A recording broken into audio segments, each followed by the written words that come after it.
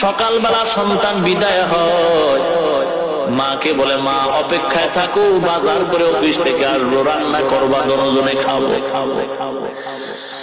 রান্না কি করবে? বিকাল হতে না হতে মায়ের মোবাইলে সন্তান রিং করতেছে, মা রিসিভ করছে, কানে লাগাইছে, কানের মধ্যে সন্তানের কণ্ঠে শুনে শুধু কান্নার আওয়াজ। মা ডেকে বলে সন্তান কেন কাঁদো? সন্তান বলে মা জীবনের দেখা শেষ, আর বুঝি দেখা হবে না। এ মা, মনের মতো একটা সালাম জানায় যায় কি বলে আর দেখা হবে না। মা কাঁদে আর কয় বাবা এমন খবর কেন, কি হয়েছে? সন্তান বলে মা যেই অফিসে চাকরি করে আমার জীবিকা নির্বাহ করি গো মা, ওই অফিসের চতুর্পাশে আগুন লেগে গেছে রে মা। ডানে আগুন, বামে আগুন, চতুর্পাশে আগুন। মা খাওয়াজটা পাইয়া বেহুশায় জমিনে পড়ে গেছে। মহিলারা মাথায় পানি দিয়ে হুশে আনলো। মা আবার মোবাইল করে কয় বাবা কি আওয়াজ দিলি রে বাবা? সিঁড়ি দিয়া লাফ দিয়া পার। সন্তান বলে মা সিঁড়ির মধ্যে তালা লাগানো, বের হওয়ার কোন সুযোগ নাই রে মা। মা ডাক দিয়া কয় সন্তান বাথরুম কি নাই? বলে হ্যাঁ মা বাথরুম আছে। মা বলে বাথরুমের মধ্যে গিয়ে একটু পানির কল ছাইরা দে, আগুন যেন তোর গায়ে না লাগে। সন্তান বলে না মা গার্মেন্টস এর বাথরুমের মধ্যে আগুন লেগে গেছে।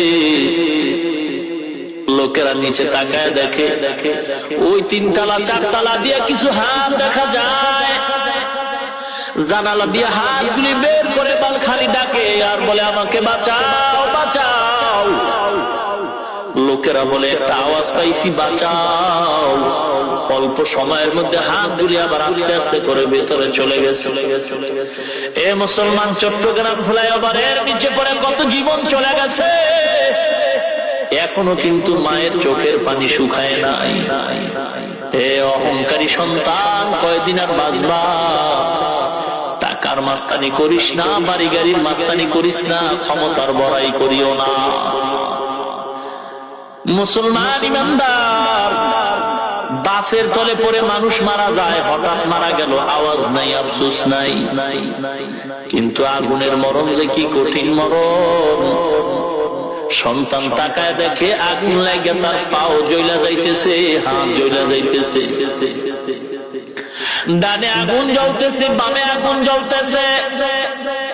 বিপদে পড়লে একজনকে পাইলেই তো দৌড়ায় কয় আমাকে একটু ধর, কিন্তু না না, যুবক দৌড়ায় যখন একটু সামনে যায় দেখে সেখানেও আর যুবক চিৎকার করতেছে। একজন দুজন না, হাজার হাজার শ্রমিকরা কাঁদতেছে আর বলে আমাকে বাঁচাও। আওয়াজ নাই, ডানে আগুন বামে আগুন, কি দৃশ্য! চোখ পুড়া যায়, হাত পুড়া যায়, কিছু করার নাই। অসহায়ের মতো তারা পাখির মতো ছটফট করে গলা কাটা মুরগির মতো মারা গেল। আল্লাহর কাছে বললাম আল্লাহ ওরা বড় গরিব, ওরা অসহায়, দুনিয়ার আগুন দিয়ে তুমি মারছো, তোমার কুদরতি পায়ে ধরে বলি গো আল্লাহ এই গরিবদেরকে তুমি জাহান্নামের আগুনে আর জ্বালাইবা না।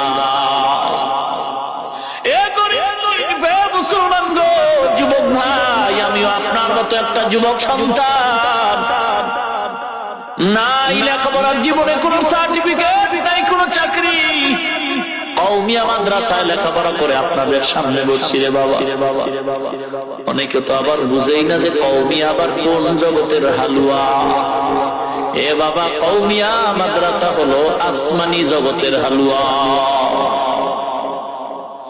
হাজার লাখ কওমিয়া মাদ্রাসা, যেই মাদ্রাসায় পড়লে সরকার টাকা দেয় না, চাকরি দেয় না, সার্টিফিকেট দেয় না।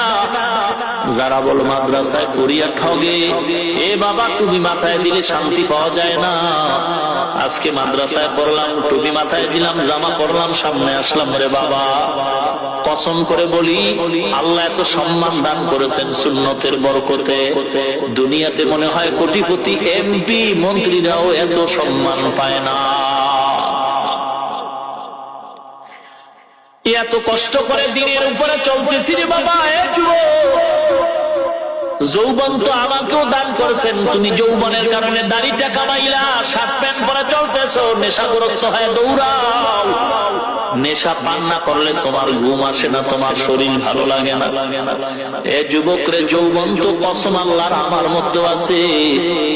তুমি অনেক সময় বলো একটু দেখি কেমন লাগে, ওই কেমন লাগাটাও তো আমার মধ্যে আছে।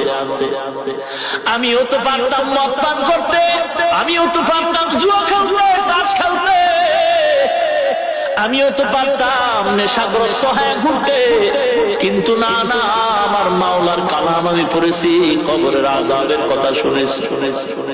এ মুসলমান, এ যুবক, পায়ে হাত দিয়া বলি রে যুবক ভাই, কেন টুপি মাথায় দিলাম, লম্বা জামা রাখলাম, দাড়ি রাখলাম, কই সম্মান তো কমে নাই।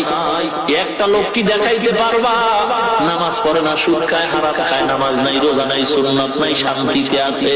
একটা লোক আমার সামনে দাঁড় করায় দেখাও, আমি ওয়াদা কইরা গেলাম, যদি এমন কেউ রে দেখাইতে পারো, দাড়ি নাই, টুপি নাই, নামাজ নাই, সুন্নাত নাই, পর্দা নাই, পুশিদা নাই, হারাম খায়, শান্তিতে আছে, একটা লোক আমার সামনে দেখাও, আমি কসম করে বলি জীবনে আর কোনোদিন নামাজ পড়বো না, দাড়ি রাখবো না, টুপি পরবো না। এমন একটা লোক দেখাও তো পারলে? পারবেন? পারবেন? দাড়ি নাই, টুপি নাই, সুদ খায়, ঘুষ খায়, শান্তিতে আছে? আছে? একজন পারবেন দেখাইতে? অহংকারী করি না রে বাবা, বুঝাবার জন্য বলি যুবক ভাই, দাড়িটা কামায় না রে বাবা, নবীরে কষ্ট দিও না। একই মায়ের গর্ভে আল্লাহ দুইটা সন্তান বানাইছেন।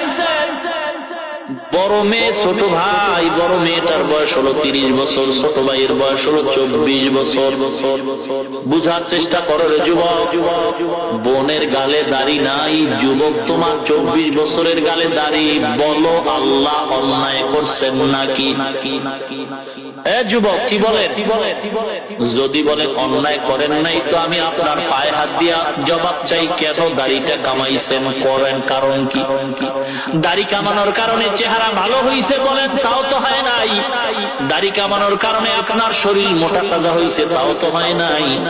দাড়ি কামানোর কারণে আপনার যৌবন বেড়ে গেছে, তাও তো না। কেন কামাইছেন? চাকরি পাবেন এই নিয়তে কামাইছেন?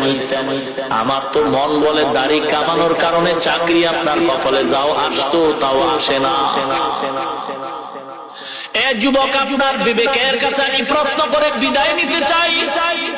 আপনার মতো যুবক দাড়িওয়ালা নামাজ পড়ে র্যাবের চাকরি করে, পুলিশের চাকরি করে, আর্মি বিডিআরের চাকরি করে, আপনার মতো যুবক দাড়িওয়ালা OC, DC, SP, IG, magistrate, উকিল, ব্যারিস্টার, বিচারপতি, কসম করে বলবো মিথ্যা বলার দরকার নাই, আপনার মতো যুবক দাড়িওয়ালা আছে না নাই?